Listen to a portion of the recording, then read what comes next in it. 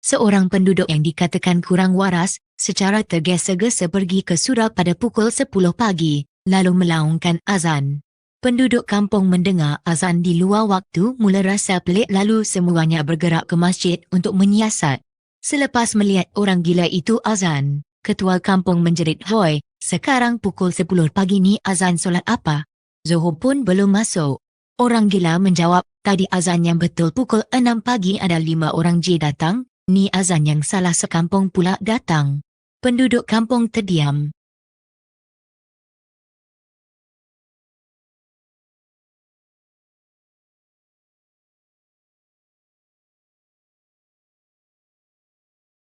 Budak, aunty. Ada gula tak, aunty? Ada, dekat sana tu. Sambil menunjuk tempat, budak, tak ada pun, garam adalah, aunty, adalah. Ni dia.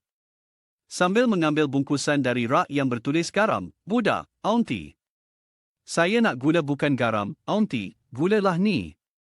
Aunty saja je tulis garam supaya semut tak datang.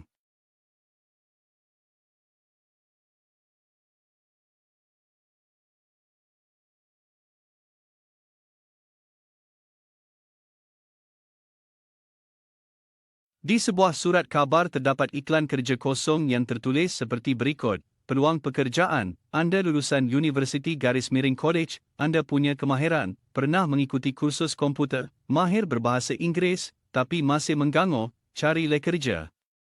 Kesian.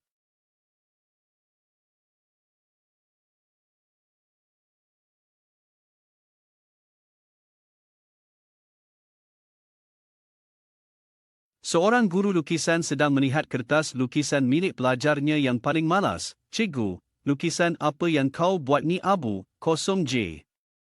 "Murid, kuda makan rumput, cikgu." "Cikgu, rumputnya mana?"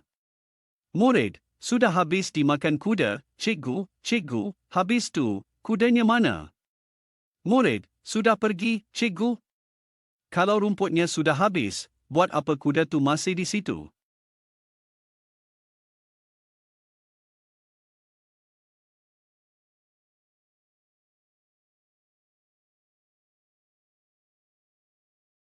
Seorang budak punk mengajak kawannya datang ke rumah barunya. Dengan bangga dia menunjukkan ruang-ruang bilik dan hiasan rumahnya itu. Mereka berhenti di sebuah gong tembaga yang besar dan kelihatan menarik dan antik. Kawannya bertanya, "Apa benda ni?" "Kau budak punk pun boleh minat dengan dikir barat ke?" Menarikkan jawab budak punk itu. "Ini bukan alat muzik lah bro. Ini jam bercakap." "Jam bercakap? Fuyo. Bro, macam mana ia beroperasi? Sekarang pukul berapa? Cuba kau demo sikit." "Demo? Kau serius? Okey, tengok ni," kata budak punk itu lalu mengangkat gendang besi kelihatan berat sambil menghayun kuat menghentam ke tengah-tengah gong itu terus mengeluarkan bunyi yang kuat bagaikan boleh memecahkan gegendang telinga. Tiba-tiba terdengar jeritan di sebalik tembok rumah sebelah. "Hoi, kau dah terbihat nak mampus ke apa ha? Dah pukul 2 pagi lah Biul. Tak tahu nak tidur ke?" Sewel punya budak. "Ah, dah pukul 2 pagi dah jelas budak punk itu." Kawan dia cuma garuk kepala masih blur dan terkedu lagi nak cakap apa-apa.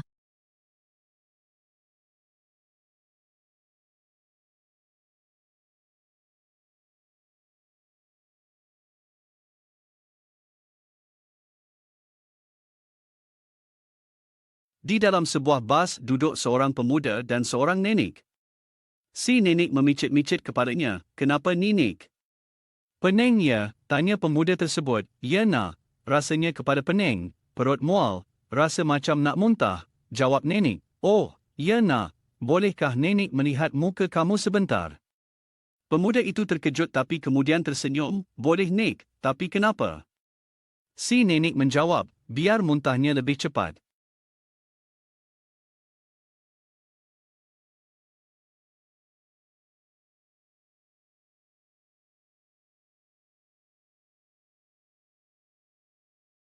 Orang asli dan polis. Orang asli, "Selamat pagi tuan, polis." "Selamat pagi, apa hal?" Orang asli, "Saya nak buat report tuan, polis." "Pasal apa tu?" Orang asli, kawan saya di Baham Harimau, polis, pukul berapa, orang asli, dia tak pukul, terkam, polis, habis, orang asli, tak habis, tinggal kepala.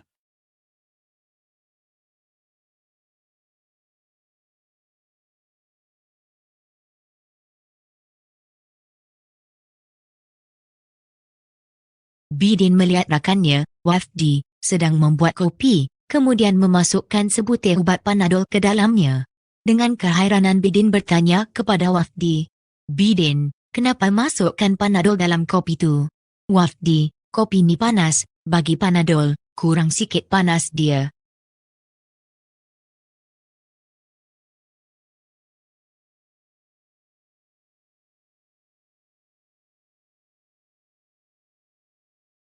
Seorang pegawai polis masuk ke bilik mayat sebuah hospital untuk menyiasat punca kematian 3 lelaki sekaligus.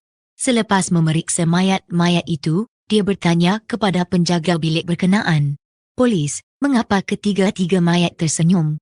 Penjaga, "Lelaki pertama sedang bersanding, apabila tiba-dua diserang stroke. Lelaki kedua pula khabarnya menang loteri dan mati serangan sakit jantung manakala yang ketiga disambar petir." Polis, "Kenapa disambar petir pun tersenyum?"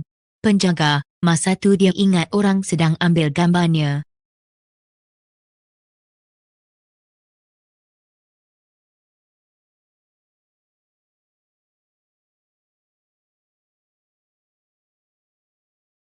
Sebaik sahaja mengambil tempat duduk di ruang menunggu sebuah klinik, Shan terpandang Amin sedang menangis teresa-esa. Dia segera mendekati, "Amin. Shan, kenapa menangis?" "Amin, saya datang untuk ujian darah." "Shan, awak takut ke?" "Amin, bukan itu sebabnya. Semasa ujian darah dijalankan, mereka telah terpotong jari saya." Mendengarkan penjelasan Amin, Shan menangis. "Amin, kenapa pula awak menangis?" "Shan, saya datang untuk ujian air kencing."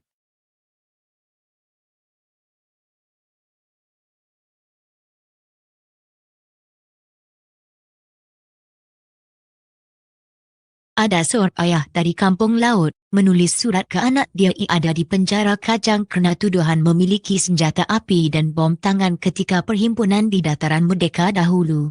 "Ayah, Ajik, ayahmu ni Dato', sekali rumah baru lepas bor, DLM rumah, bawah rumah dan DP rumah penuh DGN selut, pahmu pula ada DLM penjara. Ayah tak tahu siapa hak boleh tolong sodok buai selut dan cuci rumah kita ni?" Seminggu selepas itu, Ajik duduk dalam penjara Kajang membalas surat ayah dia itu. "Ajik, minta tolong sangat dua, ayah jangan sodok selut di LM rumah kita tu lagi." 6% tunggu Ajik tu BNNT baru buat SBB. Ajik ada letak pistol kat lantai di LM rumah, peluru di LM celah 2 lantai rumah, senapang ada duduk bawah rumah dan bom ada di LM tanah depan rumah, kata Ajik di LM surat tersebut. Rupanya surat itu dibaca oleh pihak penjara terlebih dahulu sebelum poskan pada ayah Ajik.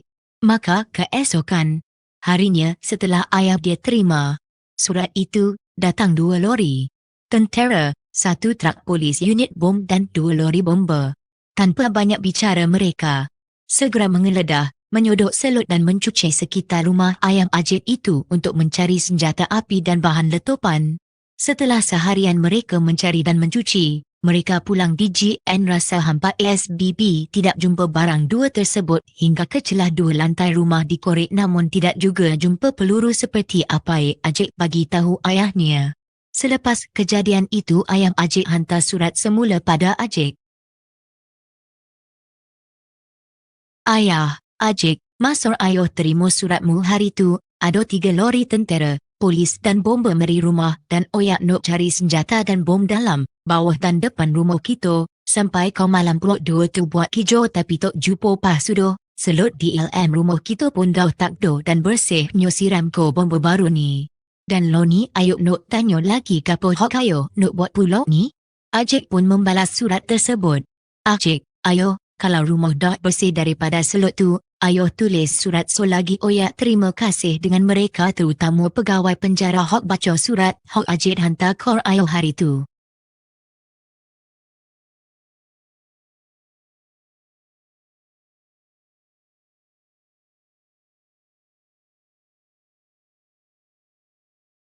Seorang lelaki tua memasuki bilik doktor untuk pemeriksaan fizikal tahunan. Setelah beberapa minit, doktor keluar dan berkata, "Harun, aku minta maaf, tapi kami mendapati anda menghadapi keadaan yang hanya memungkinkan anda untuk hidup 6 minggu sahaja lagi." Tapi doktor, Harun menjawab, "Saya merasa sihat. Saya tak merasa lebih baik dari tahun ini." Hal ini tidak mungkin benar. Apakah tidak ada yang boleh saya lakukan? Setelah beberapa saat, doktor berkata, "Ya, anda mungkin boleh ke spa kesihatan yang baru di hujung jalan ini dan mandi lumpur setiap hari." Harun bersemangat bertanya, "Dan itu akan menyembuhkan saya?" "Tidak," jawab doktor, "tapi itu akan membuatkan anda terbiasa dengan tanah."